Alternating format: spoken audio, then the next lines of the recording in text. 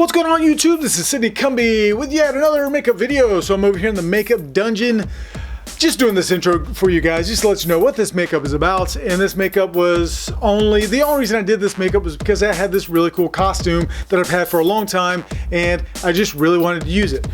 So I called my friend Gordon Tarpley over. He's the only person that fits in this costume. We put it on him, it fits him fine. So I was like, I'm gonna use this prosthetic and these ears. Sort of just threw it together, and the makeup came out pretty cool. It looked very Orville meets Star Trek. It was kind of cool. I liked it, and I lit it really well, so it really enhanced the prosthetics. That said, I'm not doing a voiceover or anything in this. Just watch it. Hopefully you get something out of it. If you have any questions, make sure you comment below and let me know what you think. Just give you a little heads up on some of the products that I used in this video. Of course, it's all RBFX prosthetics. So any of the prosthetics, the ears, anything like that, that's all RBFX from the RBFX catalog. So make sure you go check that out.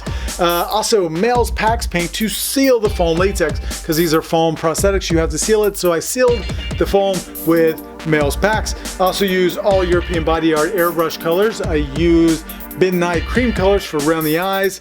And what else? 9mm special effects or SFX lenses, contact lenses, because lenses really can make and break a makeup.